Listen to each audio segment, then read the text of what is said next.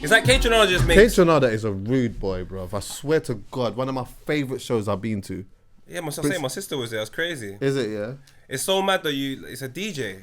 Yeah. Going on stage and just vibes in. Well, he's a producer DJ. That's where you smash it. If you're producing, making music, and you're just DJing your own music, like, that's the win.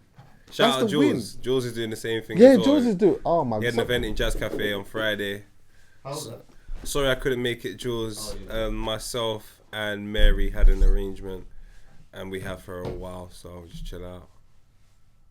Am I missing something here? Mary's another name for something else. Oh, okay. Yeah. So, yeah. I've been cool enough for a little piece, man. I was too outside, man. I felt it. But shout out Jules and shout out Kaytranada, man. I thought Kaytranada goes to studio and says, what do I want to listen to when I go to the dance? Right. Well, that's what I'm going to make. Exactly. And he DJs that. And it's a win. You can't chat to him. He's actually giving you the environment that you should consume the music in. Yeah. Now all of a sudden, it feels right. It just feels right. Like, oh, that's how you sell your product. It feels right. Do you know what I like? What he does as well? Go on.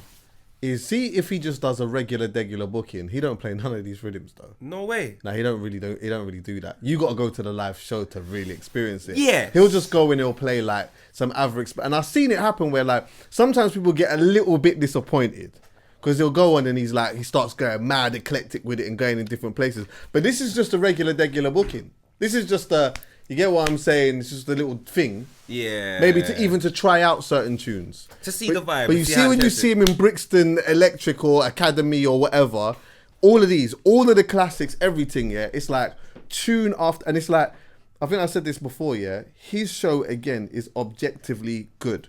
Even if it wasn't your thing, I could bring you there and you'd be like, nah, this was good. This was a good experience. It's not for me, but this is a good experience. Yeah. Do you get what I'm saying? 100%. I think, do you know what? That's why I kind of like going Coachella times to LA, because you catch these artists, yeah, when they're in great moods. Yes. And they're putting on like small events, and I just feel like the type of experience you'll have in that event will be so unique. You'll be much kind of even better than paying your 60, 70 or 160, 70 pounds to go and watch them at a show. Yeah. When you see them in Coachella in a small 200 capacity venue, brother, they're so excited. They just start playing new songs. They start calling other people to the booth.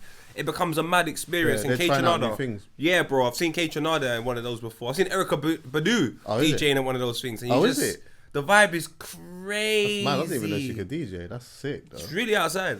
I'm going to tell you what's on the menu before we even go through. But do you know what? As we're here, though, quickly, I just want to talk about JORDY. Just very quickly. Crazy. I just want to talk about JORDY very quickly. Let me tell you something, yeah? I think you have to be match fit to stand next to JORDY on the microphone. You absolutely have to. Where was that clip from? BT Cypher. BT Cypher, yeah? Because I haven't seen the whole thing. I just saw like Getz was there, right? Of course. Getz did his thing. There. I've seen a clip from him, and I've just seen a clip from JORDY, and I'm like, what was it? I think Lippy that said, "Yo, like what have we got to do to get JORDY to where he needs to be? Whatever that is, if there is a thing, I'm letting everyone know I'm a part of this now." To be honest with you, it's where it needs to be at this present moment in time, and it's been on the trajectory. It's one of them situations where JORDY's like the guy, yeah? Say there's like a clan of people that everybody knows. JORDY's got this crew of people that is massive as well, really, really big, but it's almost like an untapped thing. You get there and you go, what, everyone knows about this? I didn't know. Let me go tell everyone. But these times, a lot of people already know. So when you come late to the party, you just have to accept you're late to the party. Do you know where I'm coming from? He's doing his thing. He's been doing his thing. I've had the privilege of seeing it in close proximity for over a decade now. Yeah. So, yeah, trust me, it's going to go. He's the truth. He's the truth. And bro. You know, like the example that you've given there is such a sick one, because that is where I believe you have longevity as an artist, because your fan base is being built organically and not because of noise. Yeah. And you know what? It's like, when the bigger that gets organically, the longer you can be around, purely because people will always pull up for you for a show. They'll always, if you drop in something, they'll always be there to buy that thing. Do you know what I mean? Sometimes people have a good hot year 2 Yeah. years. And that is the thing. That's a common thing. People last around 2 years-ish. Yeah. Have a nice little moment, your name gets talked about. After that, you're out of here. But once you're out of here, what does it look like? Who's there? Who's next to you? Totally agree. Do you get what I'm saying? That's why I think the way Jordy's done it is always the best, man. And obviously, it's the most ideal. Like, I always try and give an idealistic way of doing things. But it's only because I have examples like Jordy where I can go, no, this was bottom up. Like, if Jordy goes, I have worked my arse off to be in this position.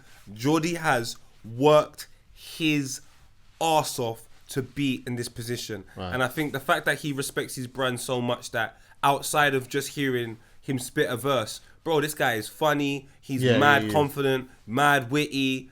Like, he's really, I can't lie, he's a really good person to be around. You have a good amount of fun, no homo. Can we play Jordy's just, and he needs to stop saying he's from Essex. He's from Tottenham, just a good part. He's a good dude from Tottenham. I'm not accepting this Essex thing. I'm not standing for it. Where's this Essex thing coming from? I'm not gonna lie, that did stick out to me a bit. He spent a lot of time in Essex, but I'm afraid you're born and bred in you're a Tottenham boy. And not that I don't say this with negative connotations coming off the back of it. We're reshaping. Say it with the negative connotations on the back of it. I don't want to. We're trying to reshape the way, man. You know what I'm saying? When man say I'm from Tottenham, we're reshaping that. I'm from Wood. I'm from here. We're reshaping it. What part of Tottenham are you from? The good part. I'm a good boy. I say no more. Right, we're reshaping it. We're rebranding for the youths like me, who just want to say where they're from. He's from Tottenham. I'm not accepting. So you're saying the good part of Tottenham then? Obviously, it's kind of hard for you to experience a good part of Tottenham. I'm telling you. Tottenham, but I'm telling you. I want you to know it exists. I'm sure. Yeah, I'm sure it does still, but I don't know. It's probably still not classified as Tottenham. I don't know if there's... You know how I feel about Tottenham anyway. Love and guidance to everyone in Tottenham. That is the last place to be gentrified. And you know the maddest thing is? There's big yards there, you know. What? There are big yards in Tottenham, but it's still smoky. Brother, they try to gentrify and make it look good. You seen the Pret? In Ferry Lane. Oh my... The Pret. The Pret looks like it's meant to be in High Street Ken. But you know the only problem? Desmond still goes. Oh, and I like Desmond. But the streets don't. I hear it loudly. So, but yeah, honestly, Jordy. Can we play some of that? Yeah. Bad boy. In real life, you know what I think was hard to accept as well, without going into too much depth here? We've seen Jordy as a teenager, like middle teens. And then we've seen him become a man. And I think for some of the people in and around Jordy at one point, this is why I really respect him. I don't think they were recognizing the growth as a human being. So some people were still latching onto the younger Jordy, and he was making changes into becoming a man. Yeah. And I think a lot of the people around him at some points couldn't accept that. Maybe the confidence rise, or do you know, the assurance, like, I'm not a kid no more, I'm assured in what I'm doing. I thought that could potentially stifle his trajectory. Let me tell you something. Jordy's going to be one of the biggest artists in the country, and I don't know anyone that can stifle his trajectory. Nobody can stop Jordy. I'm with you on that. Proper, like, he's the amount of battles internally he's had to deal with. You can't throw nothing at him that he hasn't dealt with on a smaller scale, and a more intimate level. Like, Donny is, trust me, the boy's got his head screwed on, and his music is ridiculous. Jordy in it on Twitter and Instagram. Yeah, I believe so. That's my guy, man. And you know what? Yeah, interesting. I think a lot of the time, these things happen in life anyway. When you see someone growing up from a kid to an adult, sometimes people stay there. So they look at that adult and they only still see the kid. You have to grow up, and it's man. like, yo, yeah, no, this person is actually an adult now. They're not a kid anymore. They're becoming a man. I think people still look at Justin Bieber as a kid. That's his fault. But his behaviour. I mean, any person that's in a dance video not smiling, looking miserable as fuck, looks like they're doing it because they're being told. That's childish behaviour. So until he grows up... A couple of light things. I got one thing that I want you to go with me with though. Yeah. Do you watch the David Beckham documentary? I haven't actually watched it yet, you know, but I know so much about his life. I think that's the reason why I'm taking so long to watch it, because I know so much about this guy's life. Good? It is very good. I thought so. It is very Beckham, good. man. I love him and respect him for the way he killed Victoria Beckham anyway. Once I saw that, I said, this is my guy, bro. We could still go. All right. It's good. The documentary is really good, bro. Come on, Let me tell you David. something, yeah? I wasn't in a rush to watch the doc, to be honest with you. Not because there's any, like, David Beckham played for my team. I just, don't know, I just wasn't in a rush. I watched it, I binge watched it, bro. It was really good. And there's like, it was really good getting the insight, and I love a little bit of insight as well. But it was really good watching the insight of like parenting, the relationship between him and his dad, and I think it was also like the common thing that you have with parents, almost like living their dream through their child. Yeah, there's like elements of that. Do you know what I mean? Yeah. The parent, I think I watched another documentary about this, but it's like when you say you're talking about Ted or his mum, his dad, Ted. Yeah. So his dad going to the games and being like overly passionate or whatnot, not necessarily telling him when he's done really good, making him cry and that. Sometimes people would tell his dad, "Yo, you know what? Maybe you might not need to come to the games and that and whatnot. Like, you just need to ease up." Because his dad was a super United fan, innit? And in his mind, he was like, "I want my son to play for Manchester United." So you could just imagine his son's a little bit gifted. So there was elements of that. They seem like they've got a good relationship in that as well. But also, the David and Victoria dynamic was really interesting too, because he was doing things like, my man was driving to London for like a quick half an hour, you know, probably getting a quick, like, I don't want to be this, you know what I mean, but he was probably going there and getting a, you know what I mean, and then coming back or whatnot. He's doing this bare times when he's not really supposed to, but he was obviously infatuated by the girl. Yeah, one funny part which you've probably seen, they're just talking to Victoria. Then she starts sitting there talking about, yeah, you know, like we came from a working class family. Oh, and then David Beckham lets her know she was in the Rolls Royce. He puts his head through the door and he says, no, we're not going to lie. He said, we're not going to lie. He said, what car did your dad used to drive you into school? And she's trying to go round the houses. He's like, but what car? One answer.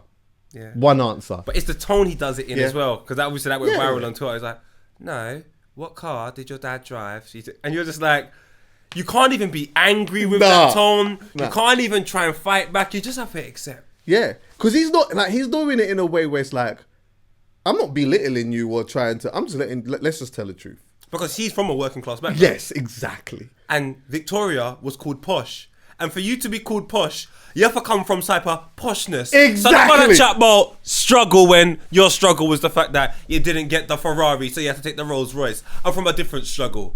Big man, let me tell you something. I probably wouldn't even have known about a Rolls Royce them times. No way. You see, like, even back in the day, there were certain cars that were like obviously commercial, like McLarens, Porsches. What cars just known cars? Aston Martins were Aston Martins. Yeah. But a Rolls Royce, do you know how upper class you had to be? I mean, even now still.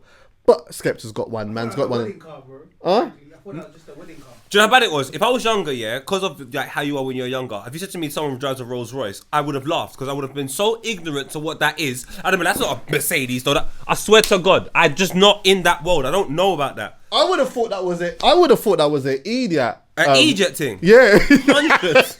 What's a Rolls Royce? Man ain't heard of no Rolls Royce these times. See, there's a next part as well, where she goes, anyway. She goes, she's talking to the camera and that, and then she's like, yeah, anyway, she goes, I'm just off to work. Then he said, no. He said, where are you going? His daughter, innit? Huh? Was that his daughter? Nah, it was his missus. It was Victoria. He said to her, she goes, I'm off to work. He said, where are you going? She said, I'm off to work. He said, where are you going? She said, I'm going to get a manicure. He said, there we go. Do you know what's so interesting about David Beckham though? Yeah. One thing is, early on in his career, because he got so much attention so early, do you know one thing he wasn't really good at doing? Well, speaking. No, he weren't. It was terrible. Stuttering over his words, not knowing what to say. It's because he was obviously what they considered a good-looking guy. He had curtains, he had that still, and then he had a Spice Girl. I think everyone thought he was able, or he should be able to communicate more coherently than he could have. Yeah. And that type of pressure, I honestly haven't seen the doc, but I really want to see the part where he did kick Simeone. Yes, that was a big part. That was bro. That was, have you seen it? Yeah. Yeah, that was episode 2. That was a really, really big part. And obviously, you'd lived all of that, but it was like, again, the insight into like the amount of abuse that he was getting and how long this abuse was going on for. Because And again, Brother. me surface level, I knew he was getting abuse, and I remember elements of it. I didn't remember how long this abuse was going on for, though. Forever. This abuse was going on for like nearly like 6-7 months, bro. Brother, 6-7 months. Do you know what? It might have been, well, from what I remember in the newspaper, it might have been longer. Because... It was after 0-2 until he scored that free kick. It wasn't until after, no, because when he got the treble, that was it. It was all done. Yeah, there was a part when they said it was... What was it? United were they losing or some shit like that? And then the crowd started cheering his name, and then that was kind of like the tipping point of when things started to change a little bit. I can't remember exactly that. Like he scores a crucial goal free kick, against. I'm not even a free kick. It was a goal he scores against Tottenham on the final game of the season in 1999, and it's right before half time. Right. Okay. So there was little things that he done to eradicate that way beforehand, like winning the treble, scoring. You know, he took 2 of the corners for the Champions League final. Yeah. He scores the equaliser against Spurs. When if they lose that game, then Arsenal might ruin that treble dream. Those are big moments, and there's not no social media for you to almost exhaust the moment and then move on. That moment, it doesn't get exhausted for a couple of weeks. So they'll be speaking about David Beckham when he does an isolated good thing for time, and it just happened in that season. There were so many fantastic moments. But I remember the opening game, Man United, I think they played Spurs. Or they might have not. But bro, they were hanging dolls of David Beckham. Bro. Yeah, they showed that. Like dolls. I remember it in the newspaper, and I was just like showing my mum, and my mum was like, what the hell is this country on? Like, this is nuts, because he kicked someone like that. Like, it was bad, bro. He got that. So that sending off, happened on the same day that Victoria told him that he was expecting a baby. No way. Yeah. So she told him. So his head was gone. His head was gone. But do you know what? Lippy did mention something before. He was... Wait, let me see if I can find Lippy's tweet. His tweet was actually quite funny. Oh, Lippy's the greatest on Twitter, man. Wait, 1 second. I said it was Victoria's fault. Huh? So it's Victoria's fault that he got sent off? Because you know about these moments from growing up in sport, right? But you Talk loud. You don't know what creates said, like, behind the scenes, but this gives you the behind the scenes. So you see them times you're like, oh shit, David Beckham scored that goal. It tells you what he was thinking just before he scored the goal. You have to... Like, oh, that's cold. What you should do found it. You find it? Oh, yeah. So someone tweeted and said, Posh told Beck she was pregnant right before the biggest game of his life. Women are insane. Then Lippy put, that should have made him ball out. That day that I got told I was going to be a dad, I was working at Ladbrokes. I stole peas straight away. I had to build a future immediately. Do you know what though? I hear you. Maybe it's different for people, because when I heard I was having a year, can't lie. Yeah. Cap down, tighten up the tray. Yo, I went ham. Do you remember your first thought? My first thought was like, well, one of them. Fucking hell, mate. Finances, money. Yeah, money was a big thought, but it wasn't a big thought straight away. The first initial thought was, did I plan to spend another year with you, let alone fucking 18 years? Like, it was like, oh my God, like I haven't got a say in the matter. But then, for some, like, even though you know it's going to be a bit of hell, there's this spark in you, like, I'm going to be a dad. This is crazy. Yeah. You're praying for a boy? Yeah. You might get 2. Beckham got a few boys as well. So I would have thought that motivation... Basically, I think it's all dependent on where you are in your relationship. If things are going great, which I thought they were for David Beckham, I would have thought there would have been an added motivation and incentive for him to score the winner. Well, yeah. But in fairness to him, and this is my gathering, I feel like from watching that, it did seem like he was really, really good at compartmentalizing though. So like, he was doing certain things that he should not have been doing. But he did seem like, even in that game, he did seem focused on the game. He just got frustrated. You know, like a man is... Well, do you disagree with that? Yeah. Go on, why? He said as soon as he heard he wanted to be with her. Oh, did he say that? Yeah. As soon as he heard what? As soon as he... She was pregnant. He wanted to be with her. I don't remember him saying that, but I'm taking your word for it. And she was on tour while he was doing the thing. Yeah, she was in America. Yeah, so he hadn't seen her for like time. So yeah, that was another element. Yeah, you're right. Yeah, but you're saying that, but the thing is, in the actual game, I can't remember the individual performance of it, but bro, England as a whole against Argentina played very, very well. Right. Very well. Beckham included. if I remember the time of them, Beckham was a little bit fiery. He had a bit of fire in his way. He was that type of player. Simeone, if you see him now, manager of Atletico Madrid, fiery character. Yes. He was a DM. He would wind you up. I'm not saying the child element didn't have a part to play in it, but I do think it's a little bit like, let's create a narrative to make a great story. I genuinely believe you had two characters that in any other game, under any other circumstances, could potentially bring you the same result.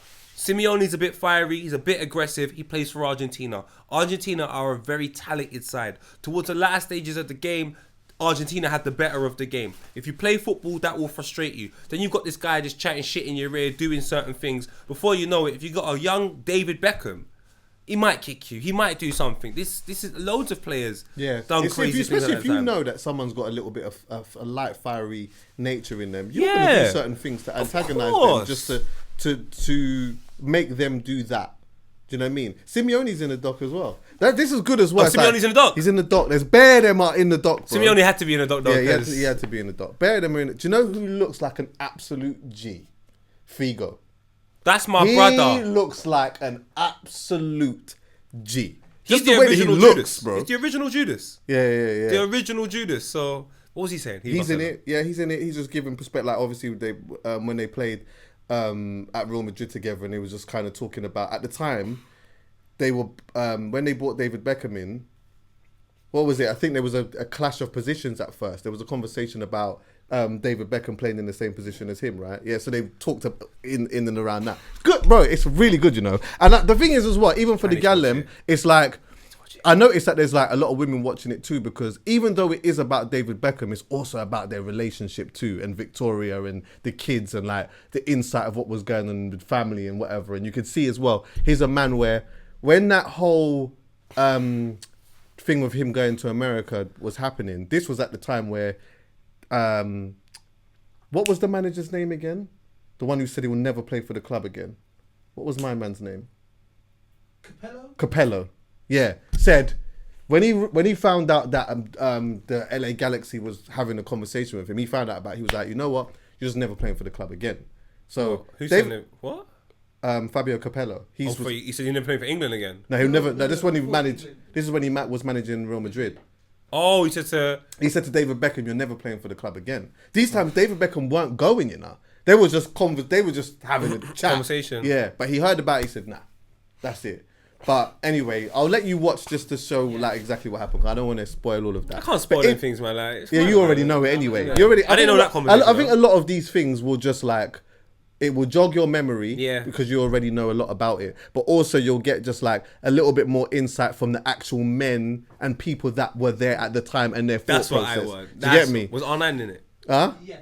R9's in it? Yeah, R9's in it. Roberto yeah, Carlos? Yeah. Yes. That was his guy. Roberto Carlos is the greatest though, man. That was his guy. They were really good friends, innit? Yeah. They were proper good friends. But even then, I think that's how the LA Galaxy thing had happened, innit? And then obviously he went over there and mad. but he was still playing for, and I don't think he wanted to leave, but he left. But either way, like, listen, David Beckham for me, shout out my dad, biggest hater. He hated David Beckham.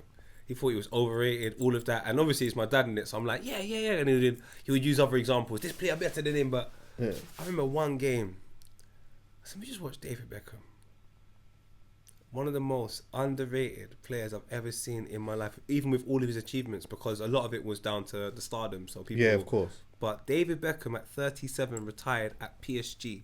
Yeah, that's top level football. Yeah. David Beckham's teammate when he first started at one point was David Moyes at Preston North End, and you end up at PSG. Yeah, like even from LA Galaxy. When he went to LA Galaxy, because that's where he was. He went mad over there. Yeah, he went exactly. But then, even then, he kind of was talking about the retirement thing. This is the funny part, actually. Yeah. So when he's gone over there, Victoria's gone over there early. I don't think she loved being in Spain. Yeah, I don't think she loved it.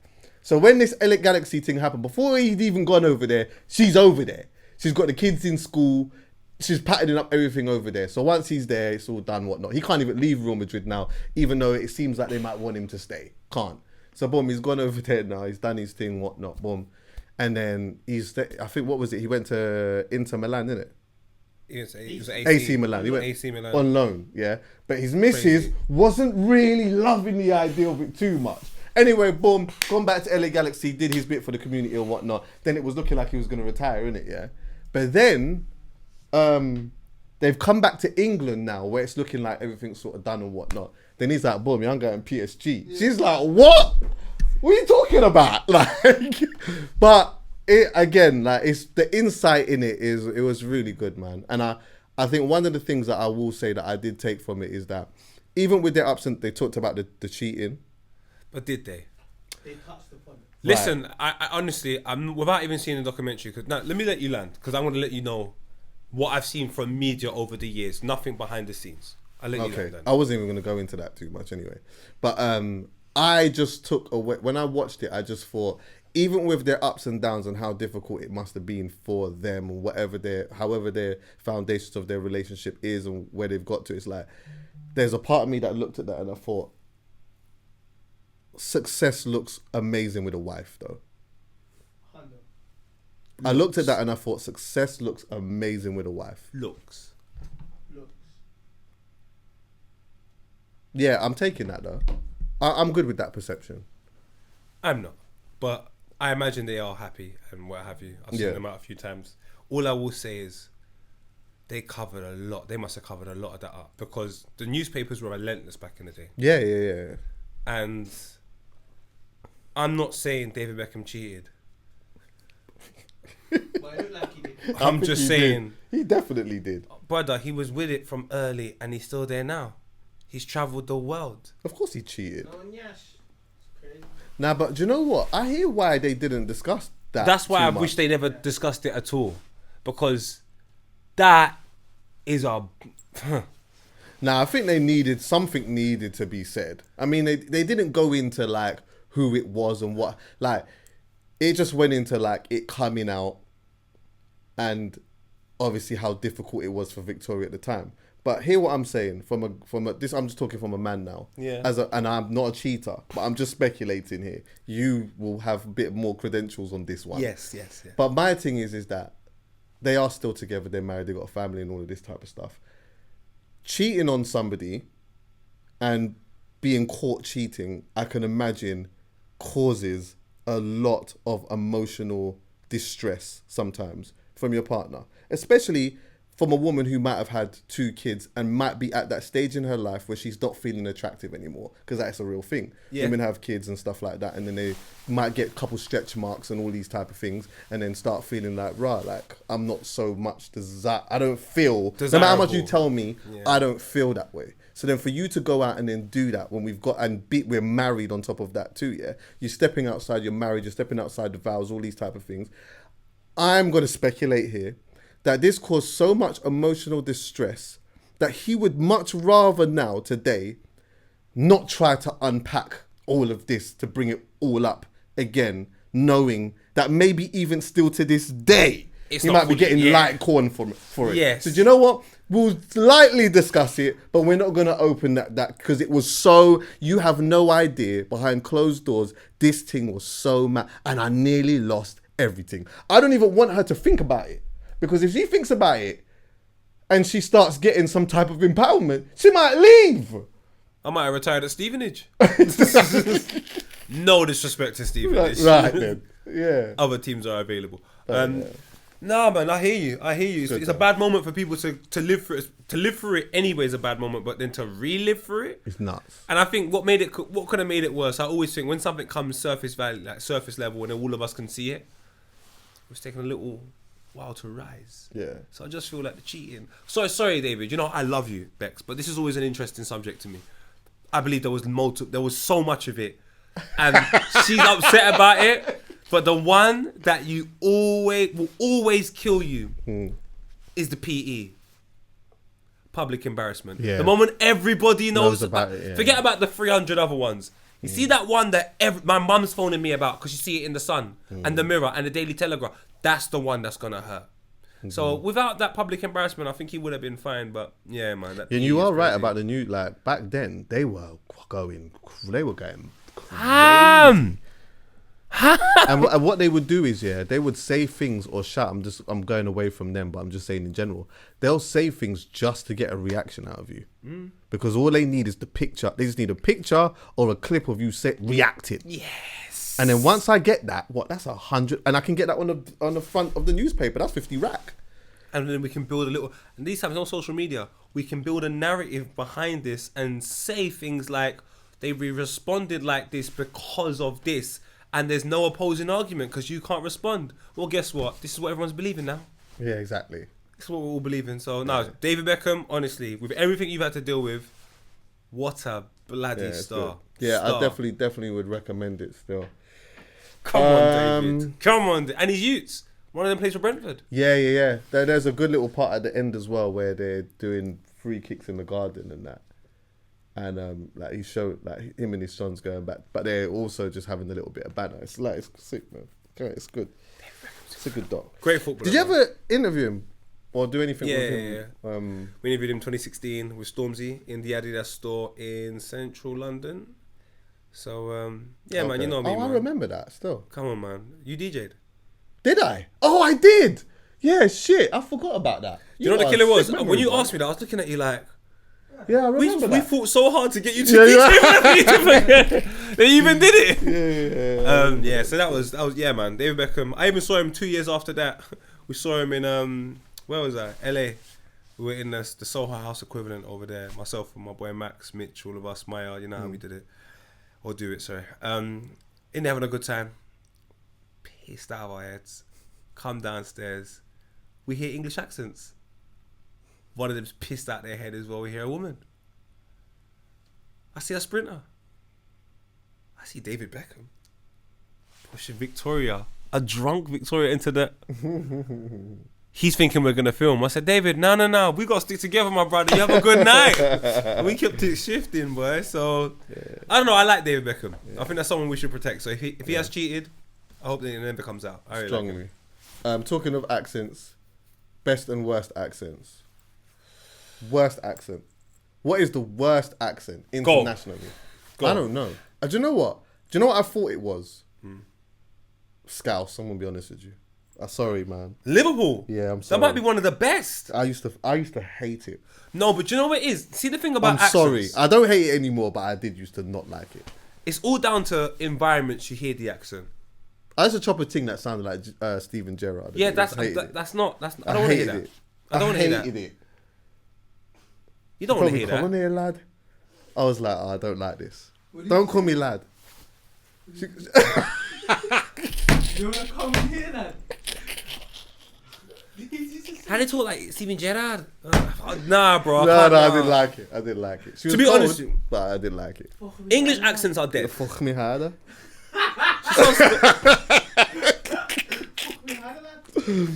Nah, English accents are dead. They've been dead though. You know I feel that All way. of them. English accents are dead.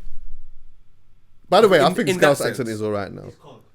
I like it football wise, life Well, wise. you think all of them are dead? But I'm looking at it from a female perspective now. I don't like them. I hate English accents. JORDY.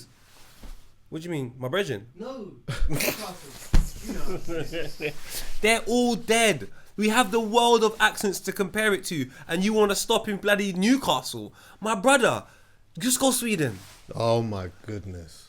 Just go Stockholm and hear this East African princess with her whole future in front of her and behind her. Strongly. Hear her speak and go back to Newcastle and tell me you want to listen to that. No, man, sounded like they got phlegm in their throat. Like, no, I'm not on that. No, that's not my thing. I hear it. And the Jamaican accent. Do you know what accent I love in Jamaica? I love the that, posh though. Jamaican accent. Oh my god, so do oh my. Oh, you see the posh Jamaican accent? god. When they're trying their hardest to pronounce every single word. I see the Yeah. effort.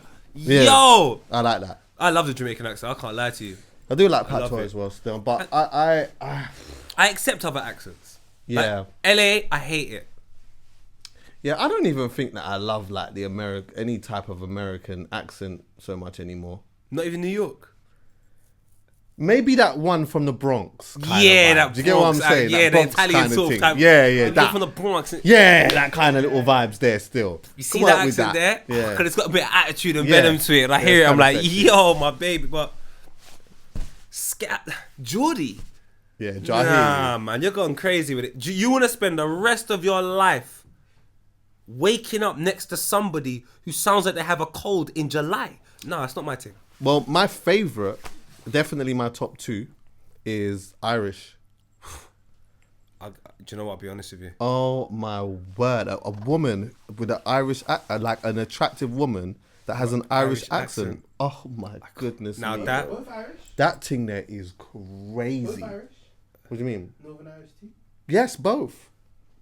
I like Irish. Like, to me, I just think it is a world class. It's beautiful. I think it's cute. I find it very cute. I find it cute. I find other things. Just talking about women, by the way. I'm not talking about the man them. But yeah, even the man them Irish accent, like I respect it still. I don't feel like I have to clarify that. We should know. If you know my thing, you know me. You will not misread this. Nah, but honestly, accents, I think in general, when it's maybe because I'm familiar with the English accent, I'm just not a fan of it. I don't like it. I'm not a fan of the generic ones that everyone's like, apart from French, where you have to just admit when a lady. I don't know if I love a French accent. Don't worry, I'll change your mind. Wait till after 3:30 and we finish this. There's no problem. We can change that. Like Italian, them ones are not really my thing. I might go left and try Polish sometimes. Okay. South American? South American. When they speak in English? It depends. So handsome? Yeah, I find that stupid sometimes. You're so handsome. Put the D in it. Handsome, please. Pronounce your word. It doesn't sound nice to me. But Put your D in. I do Bruh, like. maybe not. I Because do we're in like Brazil. That's crazy. I like the Trinidadian accent. Not a fan. Ain't you? Nah. Not like the Trinity. Nope. Bayesians, you sound like you're singing. Not a fan. Oh my god. Why is everything we're doing a It sounds musical? like they're singing. Every time we talk, it's a musical. Wow, you're just doing Grease. Nah, it's not my thing, man. And Trini, the women are just too pretty and dangerous. So I don't You know like it's that. dangerous over there. I didn't even realize how dangerous it was. Is Trinidad. Yeah, it's At crazy. one point, they had a 10 o'clock curfew. It is nuts in Trinidad. Nuts in Trinidad. And Tobago. Yeah. Trinidad is, the dad at the end is for a reason. Aggressive men over there, big man. So, yeah, so it's a mad thing over in Trini. I can't lie. I don't know how Carnival goes off. And there's no problems. I know, innit? Like when I was when I was in Antigua and I was speaking to some people that were from there. Yeah. From Trinidad and that, and they were telling me like how dangerous it is and whatnot. I did think like, Ross, and then if it's that, I'm surprised that the carnival like doesn't kick off. My brother told me it's dangerous who it's dangerous for. Yeah. So if you're not involved, more time you're alright. But if you're involved, even Then just like a little piece, You can dead. it's not like being involved in any problems over here where it could get to something. From my understanding, it does get to something over there. Yeah. So, do you know who's even from Trinidad? And it makes sense. Go on. You know Diggity's boy, Horrid One. Oh, is he? Oh, yeah. Is that why hilarious, by the Diggity way. was there though? That he was there quite recent. Was it like this year? Oh, is He was it? there recently? Yeah. Makes sense. He's so funny, by the way. That guy is hilarious. I think his live streams are too funny. But yeah, from them man, and you heard them rap. They are on Radisha. Yeah. And they're from Trinidad. So you gotta tread lightly over there now. Strongly. The posh English accent. The posh English accent. Yeah, it's not me. It's disgusting. It's not me. I don't like it. It reminds me of, every time I hear it, I always think of that place where they have all the horses. What's it called again? Ascot. Royal Ascot. Which I want to go to, but that's the type of vibe I think of. Yeah, I've been meaning to go to Ascot my brethren's go to Ascot every year, but like I keep meaning to go, but then every time the time comes around, I just think I can't be bothered to go.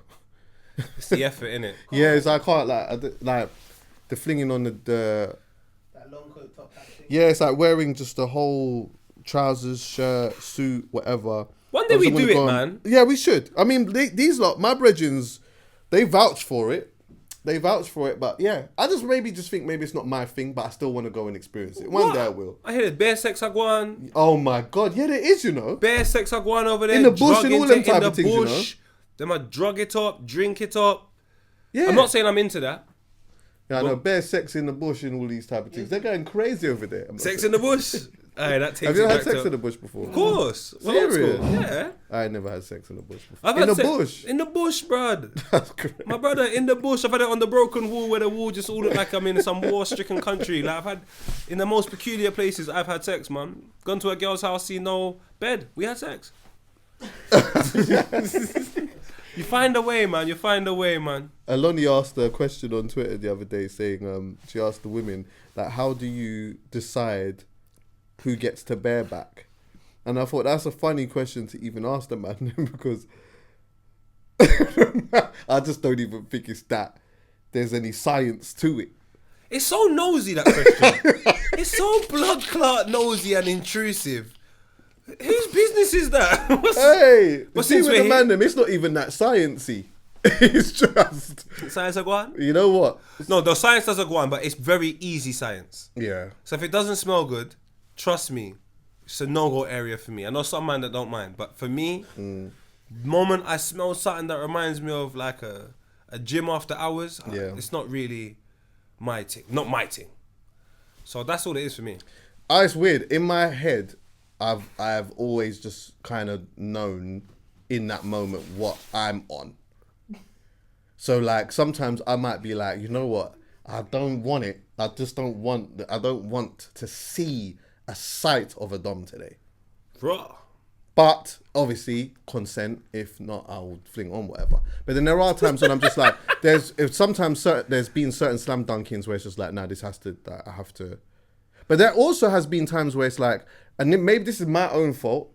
I'm not gonna say it's a fault, but there's been times where I'm like, you know what? I know, well, we've made an establishment here that this is not going anywhere. However, it's not replicated or reciprocated because she might still want this to go somewhere else. But I'm still feeling peckish for this. Yeah. Now, in that situation, I'm definitely going to wear a... Because I just feel like in this situation, you want something to go at a place that I don't want it to go. Even though we still have an establishment here, I just know if I now don't wear a dom and then the egg goes through and all these type of things, I ain't got no say in what ends up happening. So I'm just not putting myself in that situation. So then I will definitely wear a dom then. Do you get what I'm saying? No, I hear you. There is a lot... When I was younger, I think that was a conversation I had to have with myself a lot more often. Whereas nowadays, no disrespect, the way I choose, you have to pass several before we can get to that point anyway. And when you get to that point, I just don't... How do I say it? Sometimes I just don't want to introduce a dom. Yeah. We've gone through enough. I trust you. You know I'm on a picnic. Yeah. You seem clean. Well, you are clean from what I see. You never know, though. Oh, you never know. Trust me, I've been... I think it's the coldest ones that you catch certain things from more times still. I'm not going to lie. I just think it's when you just... For example, there's... But I also don't think... Again, it's slipping I don't though, think that you have to sleep around to, like... Just because someone's caught something doesn't mean they were sleeping around heavily. I think people need to get that out of their minds. That's true. I also need to get out of my mind, which I have, though, is...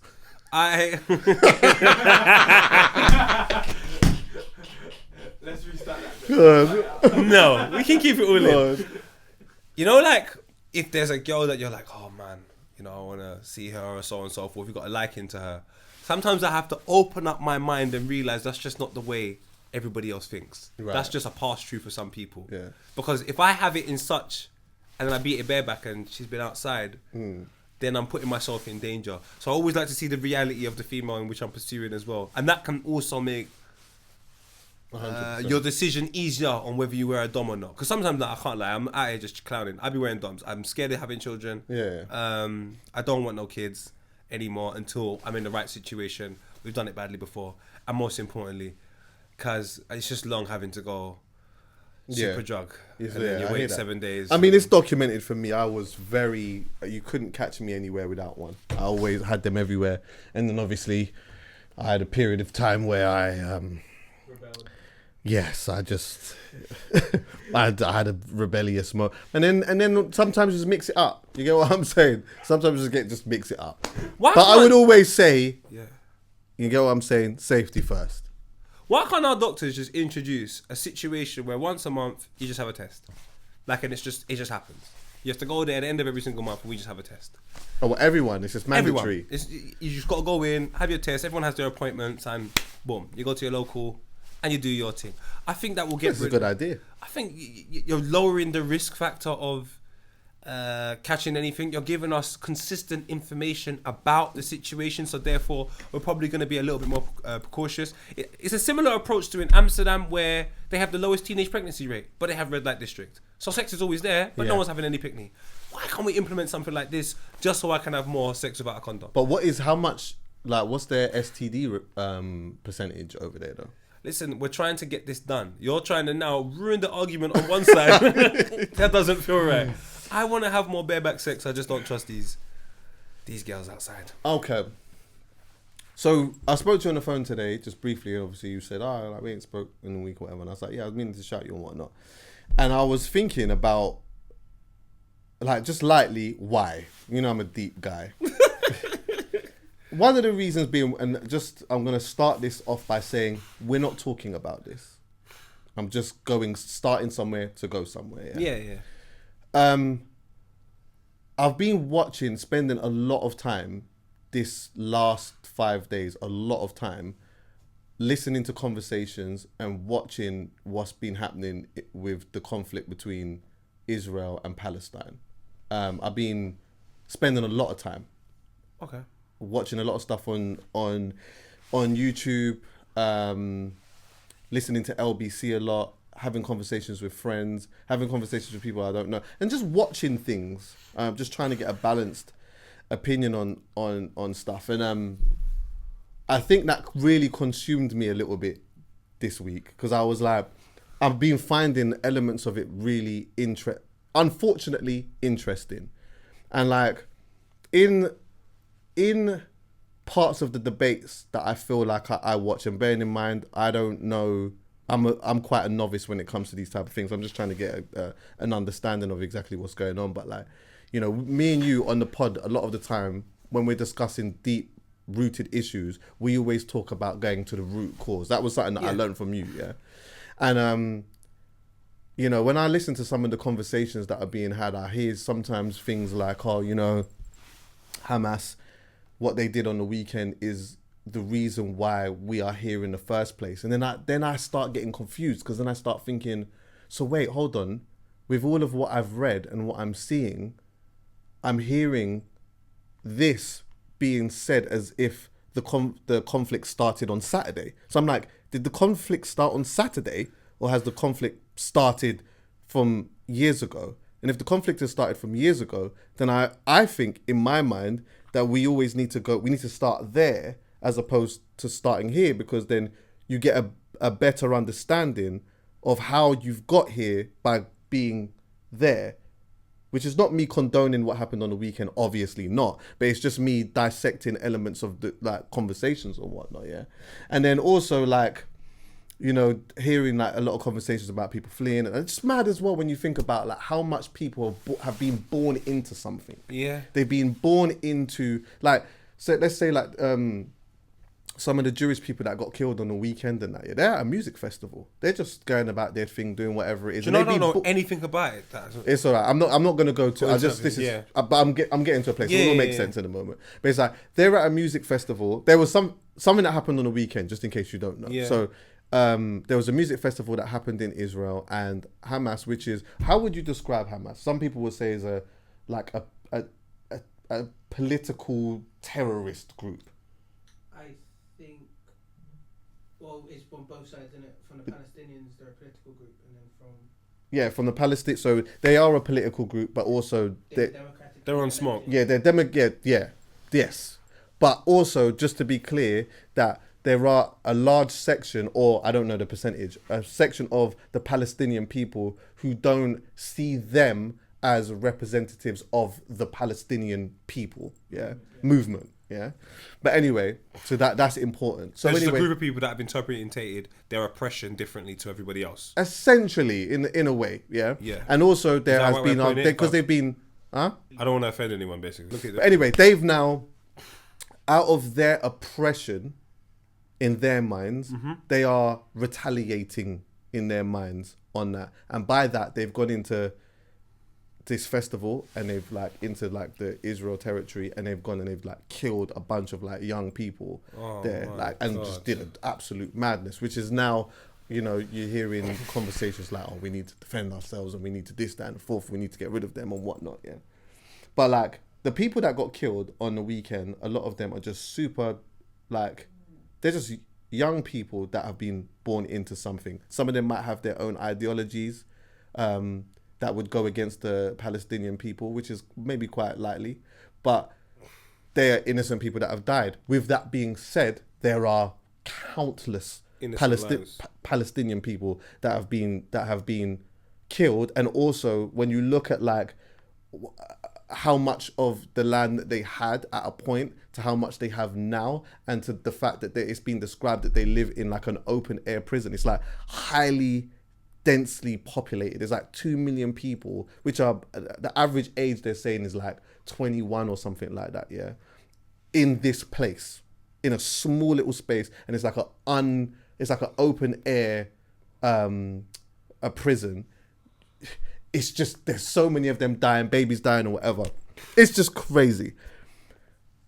I woke up and I thought to myself, it's interesting to me, and I would like your thought on this, yeah. But it's like, it's interesting to me that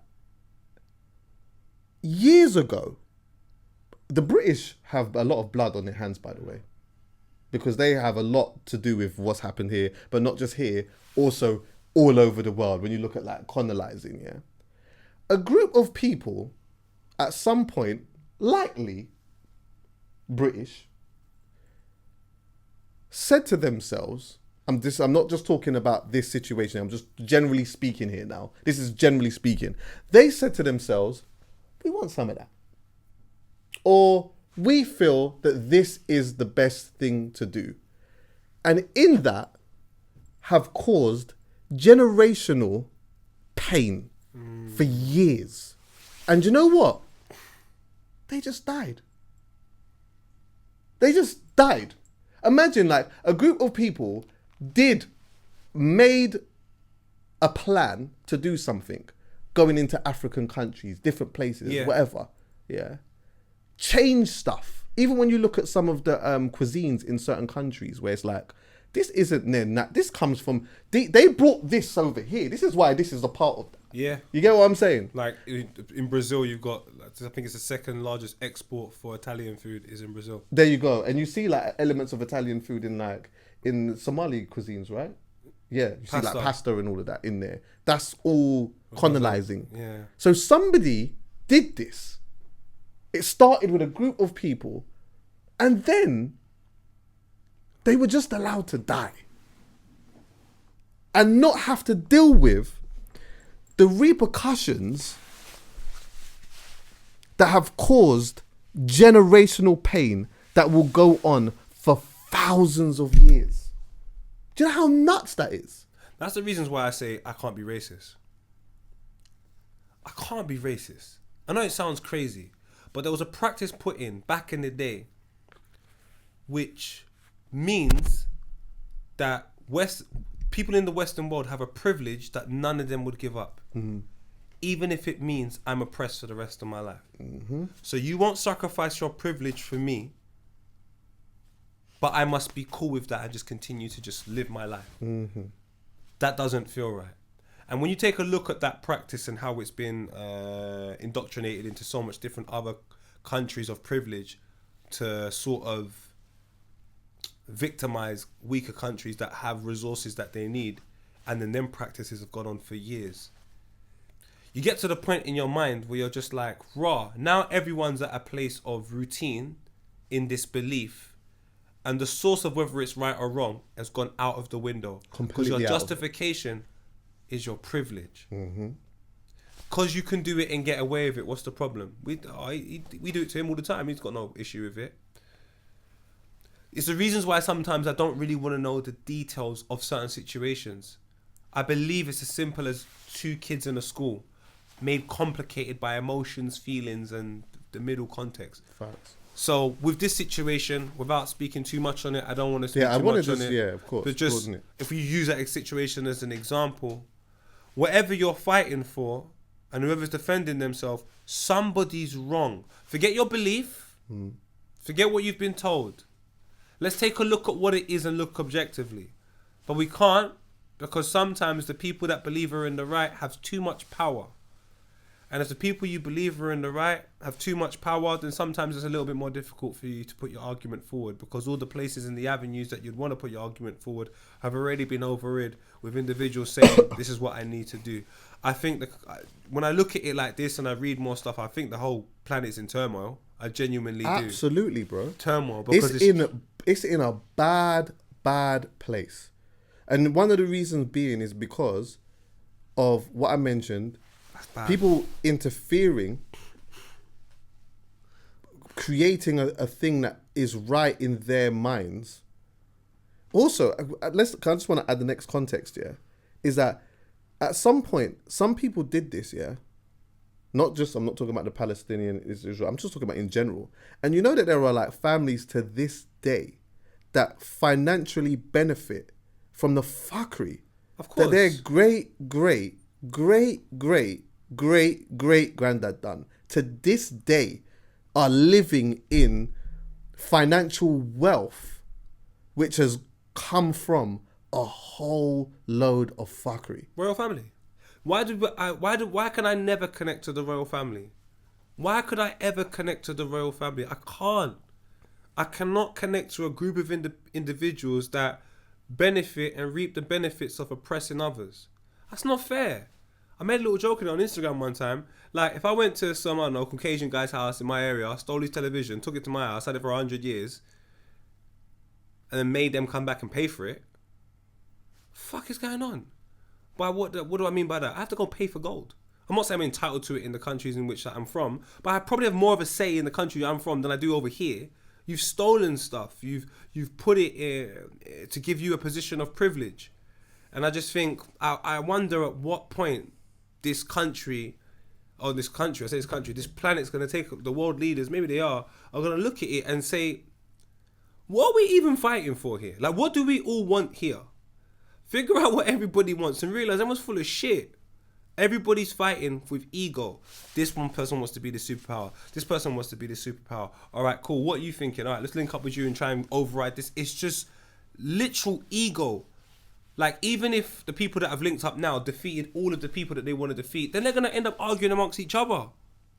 Well, yeah, exactly. And I think the problem is, in any situation, yeah, you kill or get rid of the majority, that minority will grow up with a lot of hatred in their heart because that majority that you killed is still a family member. Yep. And not everyone has the ability to be able to say, all right, cool. Like, it just is what it is. I'm just going to just go with it. Sometimes that love can turn into an unfortunate hatred. And it's so hard and difficult to weed that out. I think what happened on the weekend is so... what happened on the weekend in particular, like, looking at it is so unfortunate. And then also, like, hearing on top of that, like, the responses of what they are going to do is hella unfortunate as well. Because it's like, so wait, now, you're going to now go and kill even more For Palestinians to get, like, it's insane. Like, I'm hearing like, okay, they need to move. They're saying, okay, listen, in order for us to get Hamas, everyone needs to leave, however they can do that, yeah? And then I'm thinking to myself, I hear it, okay, because these lot have done something mad and they believe that they are they can be an enemy of progress. I can see an argument to that, because if people are trying to find this two-state thing, yeah, where they can live together, and maybe what they've done on the weekend is actually an enemy of progress. But then it's like, you tell everyone to leave so that you can get them, which then means that you bomb everything. If you do bomb everything, then what do the people come back to? Because then you've bombed everything. In my mind, I'm thinking, if they were trying to get people in London and they told everyone to leave London, and then they bombed the whole of London and then said, yeah, we got them, then when we come back, there's nothing here. There's nothing. I ain't even got none. And then that is part of the argument already, because they're already feeling like we're supposed to have more. So it's like, someone, years ago, created this, and they just died. And now, for thousands of years, we all live through it. We have to live through that. And mothers, fathers, aunties, uncles, babies, all kinds of families and that, they all die. Generations of people die. And you know what is ironic as well is that, like, both sides, I'm not talking about the Palestinian or Israelis here. I'm just talking about, I'm opening this up a little bit, is that when you have these situations, ironically, both sides feel pain. Could you imagine that? Like they both equally just feel, they're just left with pain. Imagine what it would be like if all of this was turned into love. It would be mad, but like, it's just all pain. Like that's the one thing that everyone has in common right now. Pain. Surely it's probably the most search thing on the net, like killing, pain in some capacity, whether it be like sex of not caring, porn, whatever. Some type of pain emotionally is the most shared thing online. So they know if you kill people and do all of that, that will get shared and scare people more than anything else. The interesting thing you said is the fact that someone created an ideology that people use for years and everyone goes through pain with it is true, but isn't true in the same breath. Because the truth is the ideology was created, but also the truth is we don't have to follow it. And if you created an ideology years ago, which you have, several examples of pain through, that's enough examples for you to go, we need to try something new.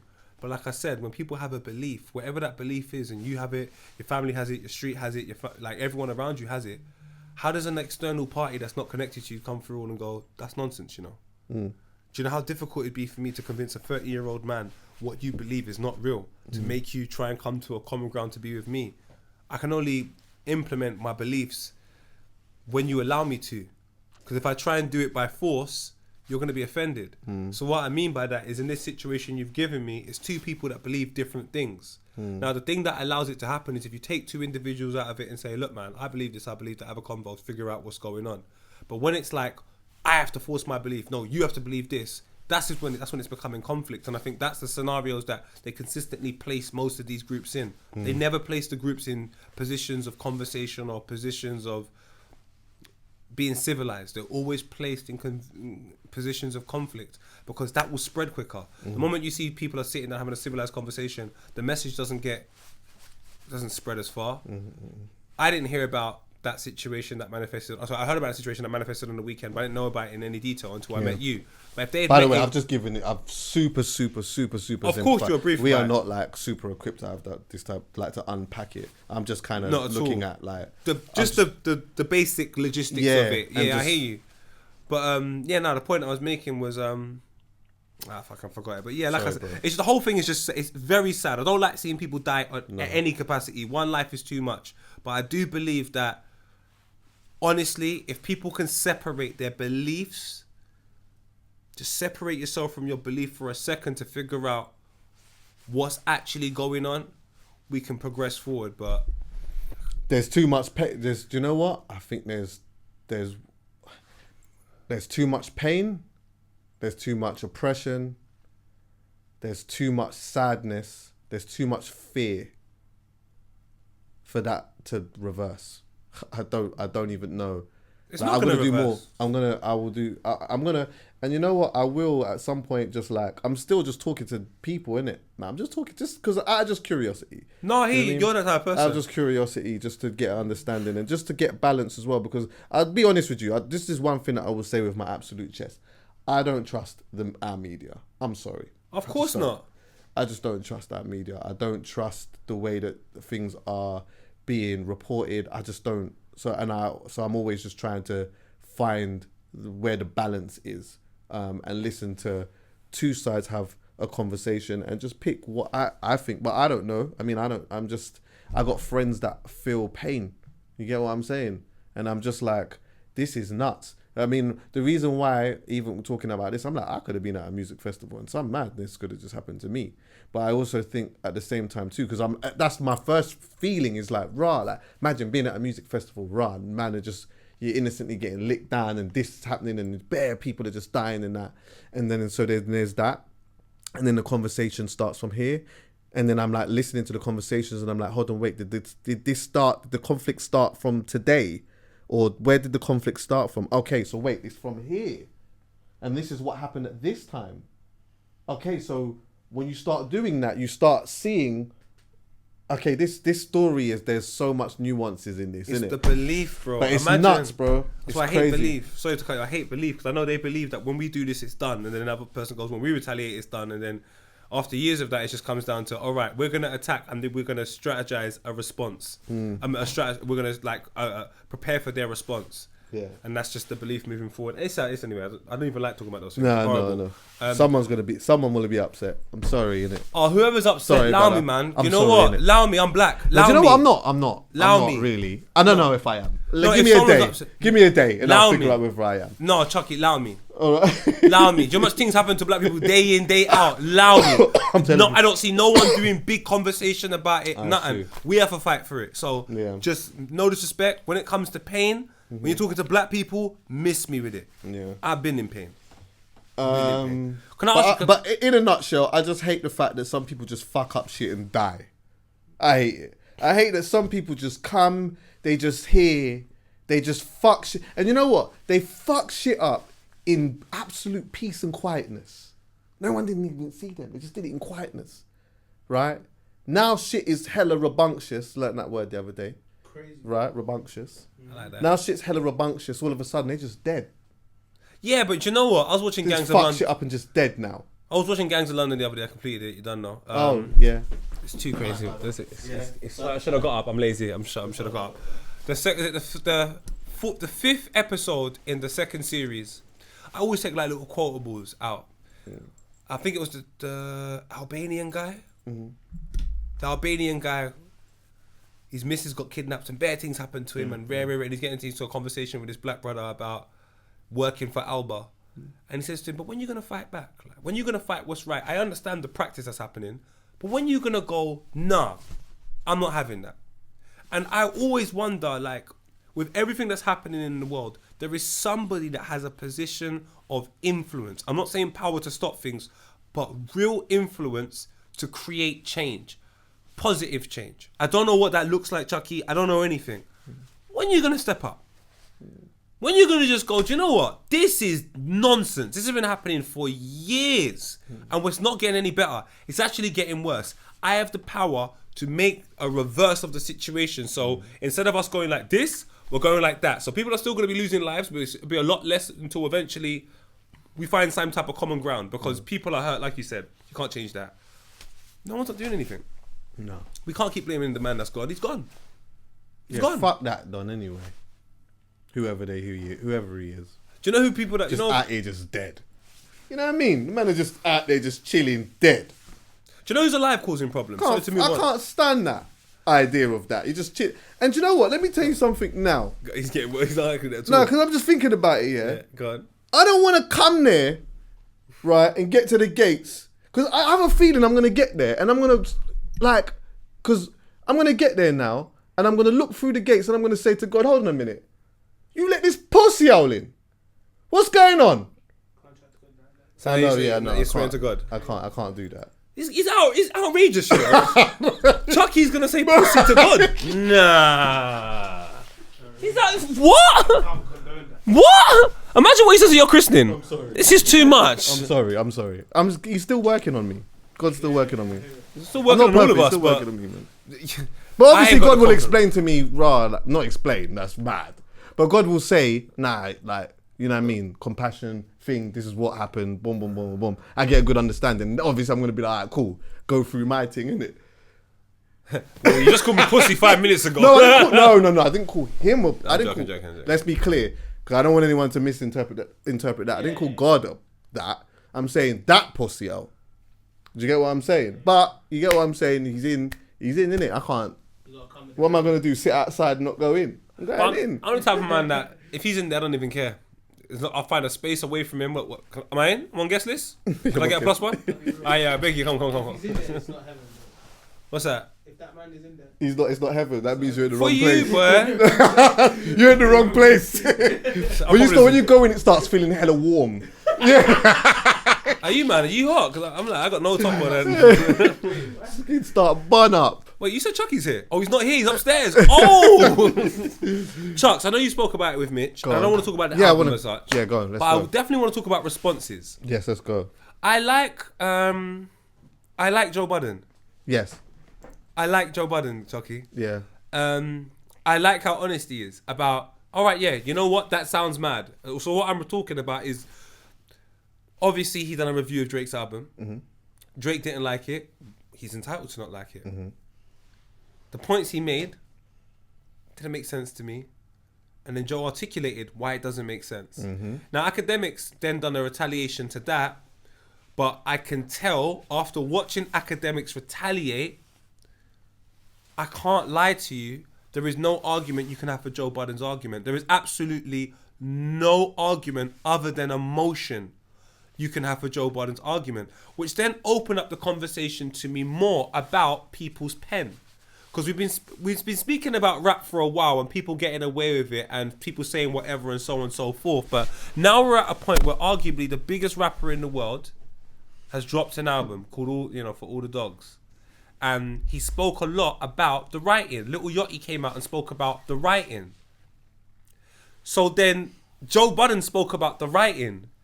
And then Drake got upset that Joe Budden spoke about the writing. Yeah. So now I'm thinking, big man, the writing's on the wall. I've been saying for a little while, I don't know where Drake's going to speak about once you reach that top that you've spoken about. But the moment you start speaking about heartache from the perspective of a 25 and a 21-year-old girl, or speaking about, whether it's you or somebody else, in my mind, I feel like if there is 10 stages to become an elite in music, have you gone back down to number 1 in terms of subject matters that you speak about to go all the way back up? Because I don't think that's a good idea. That means you're going to be talking about something that you shouldn't be speaking about then when you're 40-something that's to younger people. Like, when are you just going to go, I'm at this stage, and what does growth in this stage look like? Facts. Why do you have to...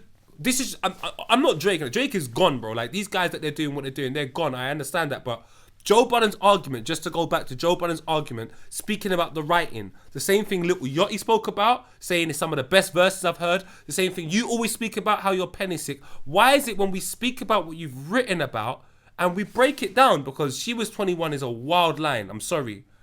Why are you upset about that, Drake? I don't get it, like... Yeah, just for a little bit of I'm 100% with you, Budden. Yeah. I think Joe Budden's argument, at first I thought his argument was really, really good. And then when I saw the next part of where he elaborated on his argument, I thought his argument was flawless. Bro?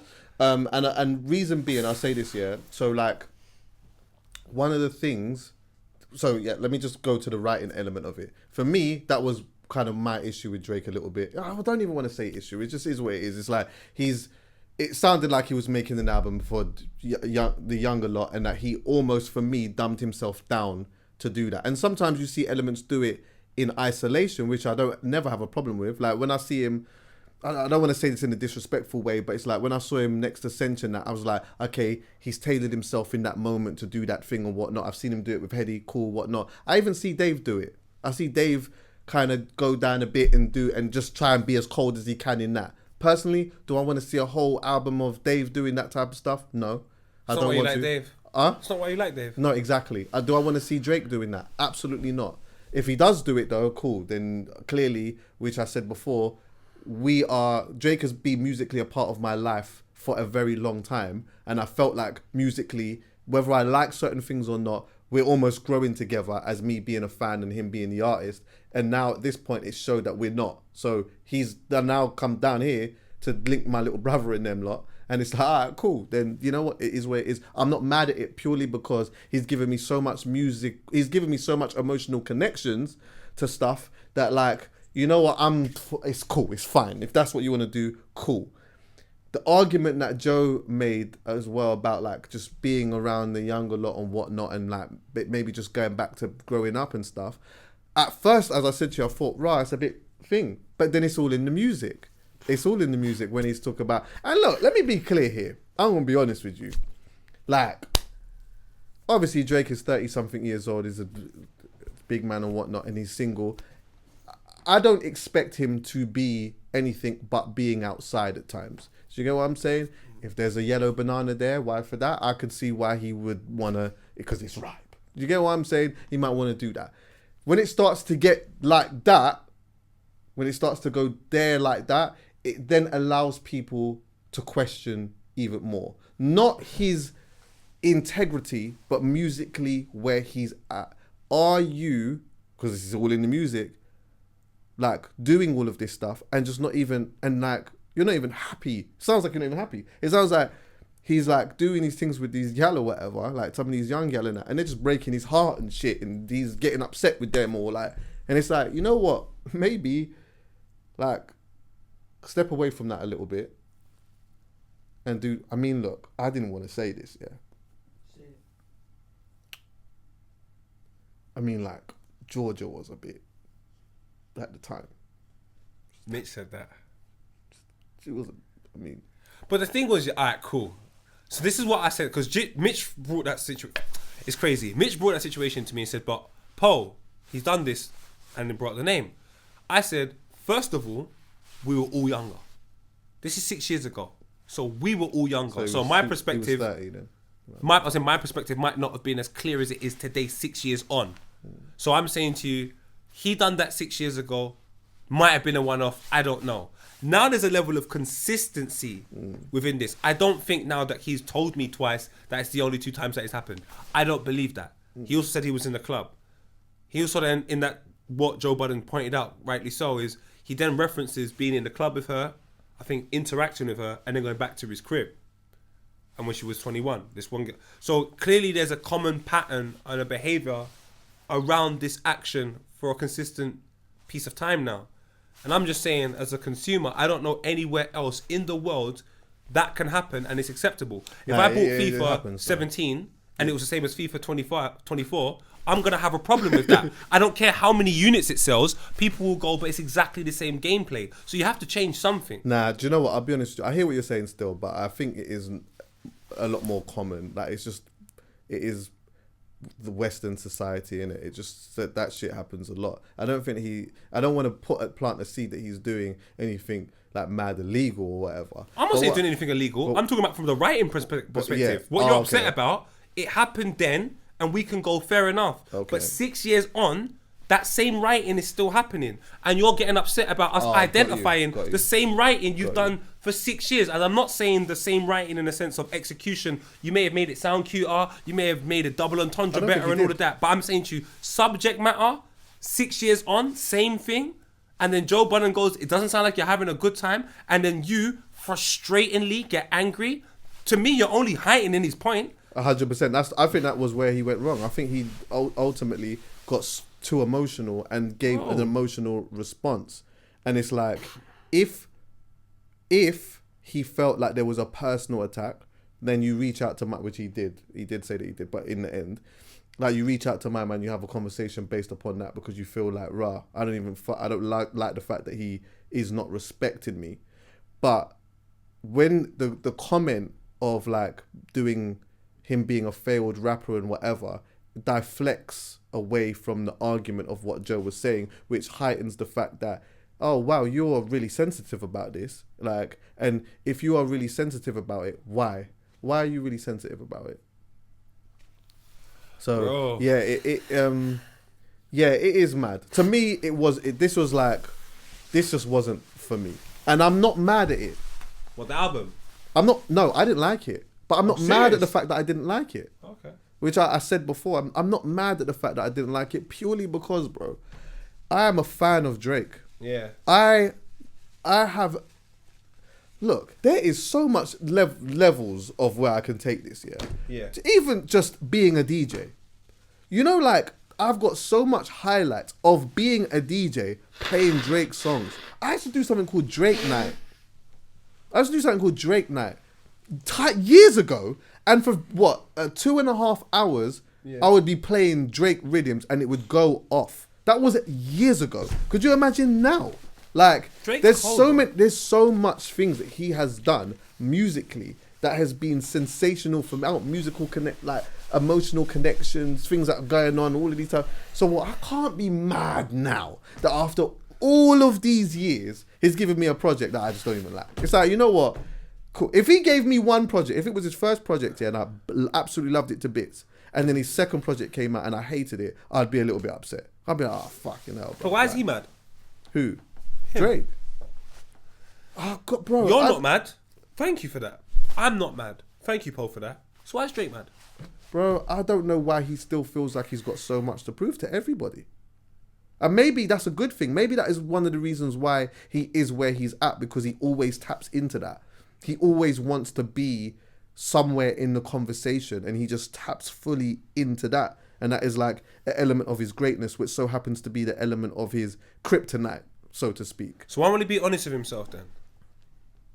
There's a couple of things that he said in his response. He hasn't been honest.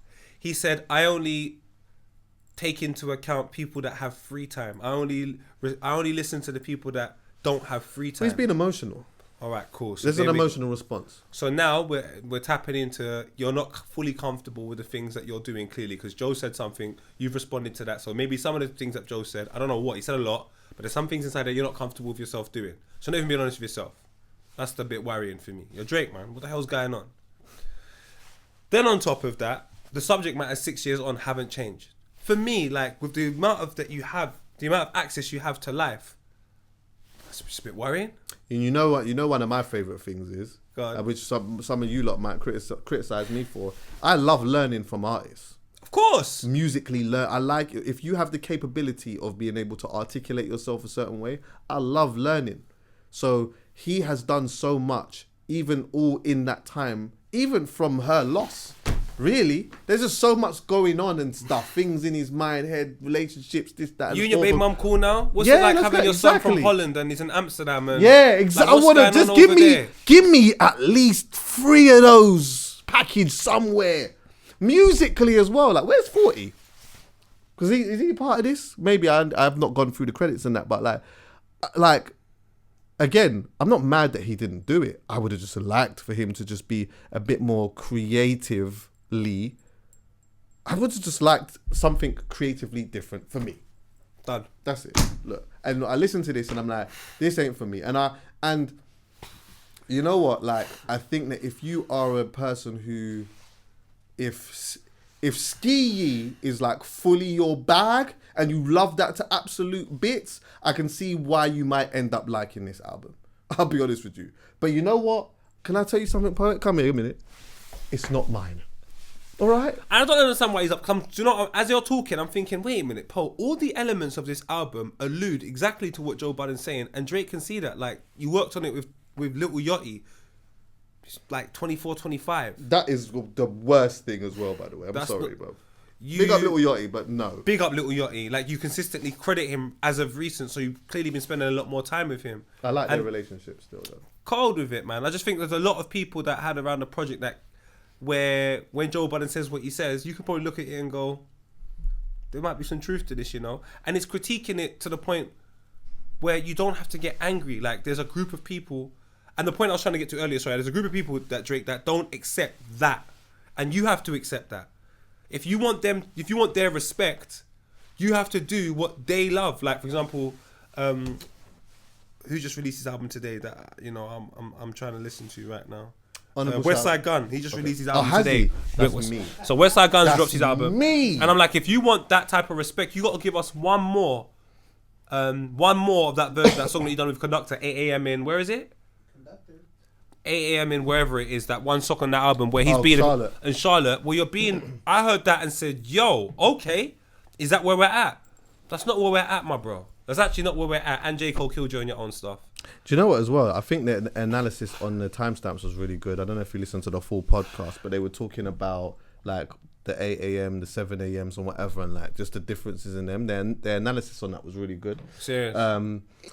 Yeah, I think obviously with Joe said something, that I have been saying here for quite a while as well. Okay.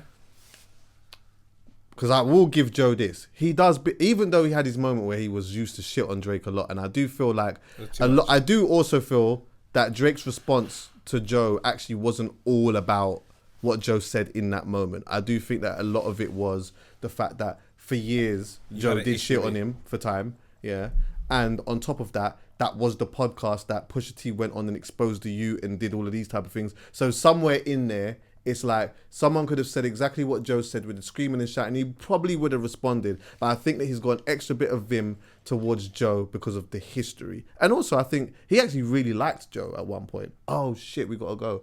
But one thing that I will say, we can't do Howlers, mad. No, you can. Can we? No pressure. But I do want to say this.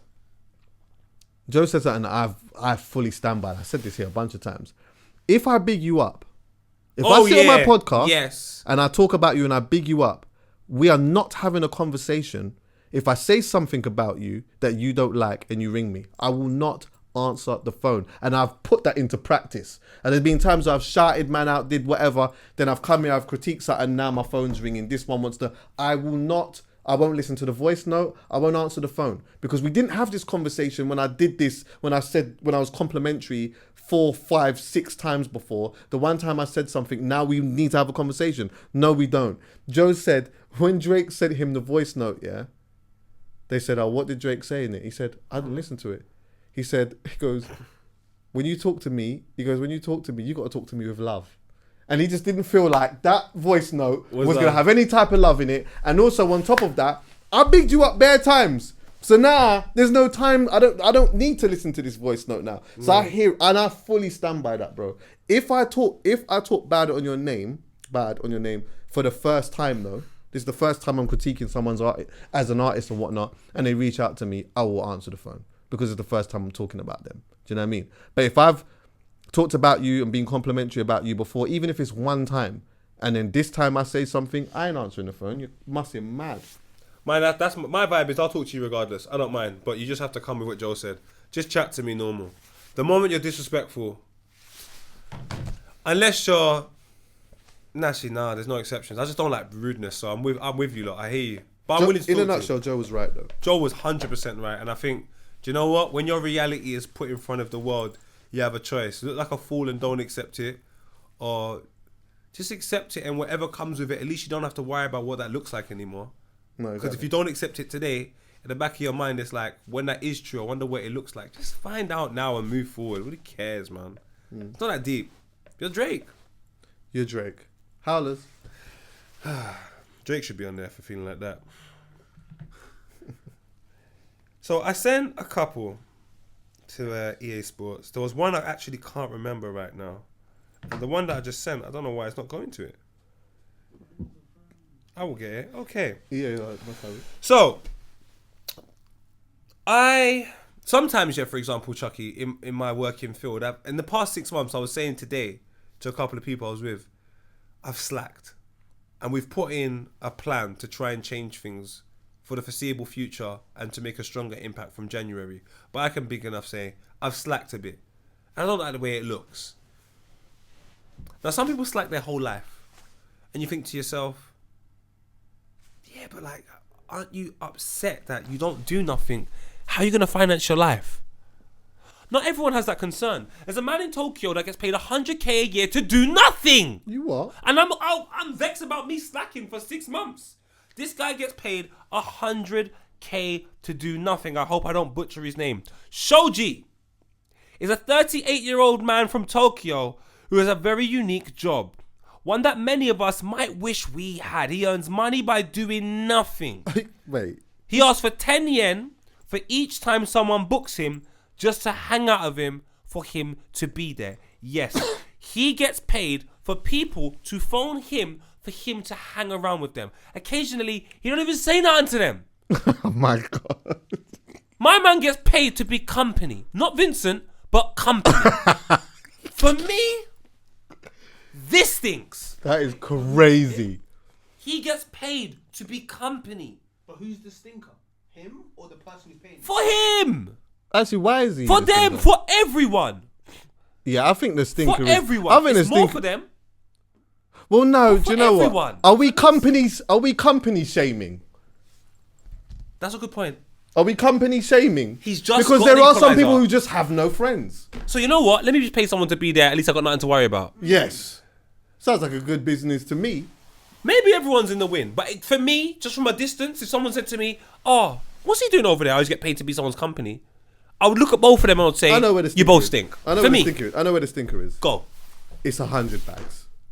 100 bags. You'd just be in. This is overpriced. Like, you must be able to do that. He's overrated. 100%. He's overrated. A bag. For the Even year. a monkey, a young £500 or whatever, I hear it. 100,000 a year a year. to do nothing. That's 10 people. No, wait, no, yeah, no. Oh, well, I was gonna say so. Like, I was gonna say maybe like £1,000 a time or £500 a time. How can you have a busy schedule of doing nothing? You found a gap, bro. You know what? Yes, He you're found a right. gap in You're the right. Taking advantage of that niche. Well, I does just he think- roll up with a backpack with nothing in it as well? There's a book in there. Yeah, There's a one book he's just reading whilst he's by himself. and there's no words in there. Brother, I can show you the video. There's a video, people. Please do check out the link and give that guy some views or whatever. But there's a little video over there as well where it gives you a bit more of an insight. In Tokyo, this man makes over 6 figures a year for doing nothing. Shout him out, man, every single time. Now, there are people in life that do something, though. And sometimes the thing they do is just not for me. So, Chucky, this is my new thing now. Before, I was an avid communicator on the benefits and downfalls of cheating. I now am changing direction.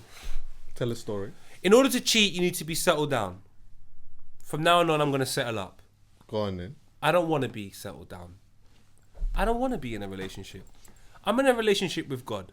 I love it. Right. And the rest of myself is dedicated to life. I'm telling you. I don't know what that looks like, Chucky, I hear it. but I'm going to take the journey. Go for it.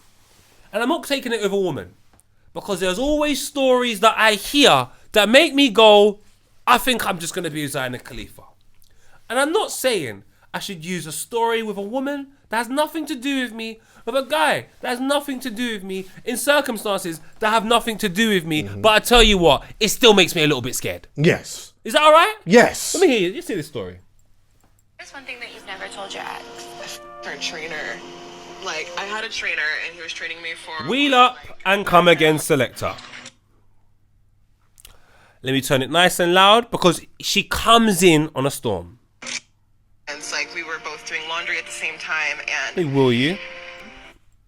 What is one thing that you've never told your ex? our trainer, like, I had a trainer and he was training me for a while. Like, I met him at my apartments, like, we were both doing laundry at the same time, and he, like, propositioned me one day. He was like, can I give you a massage because you're so tired from training, right? And I was like, okay, but we ended up, and it was, like, at me and my ex's house, so that's really f***ed up, you know? But, like, yeah, I used to, and I, for, like, a year. What is A one thing that you year? never told your ex? And this girl never told her partner, but felt the need to tell that Caucasian lady on the other side and a bag of strangers on Twitter. This doesn't feel right, Chucky. So for me, I'm going to settle up. I don't want them problems. I don't want a girl to tell me that she cheated on me when I find out on some bloody individual's TikTok that I don't even know. Right. Doesn't feel right to me, Chucky. I deserve love. I want to be hugged, stroked, eat breakfast in the morning. And let me tell you something about these fucking PTs. That's what I told you. I told you about the gym box lot. Yeah, I told you about them. I'll tell you something now. If I do, I'm probably going to settle up. I'm But if I setting do up. settle down, Yeah? there's no fucking PT in this. If your PT comes in my house looking like Taser Black, Argument. Taser Mixed is cool, but don't bring in Taser Black. All right then. I'm not having that. Do you know what? Talking Savage about Dan. What? Don't bring Savage Dan and tell me that's your trainer. talk- You better bring in some feelers and some Reeboks and some hyphenate and tell me that's your trainer. That can be your trainer.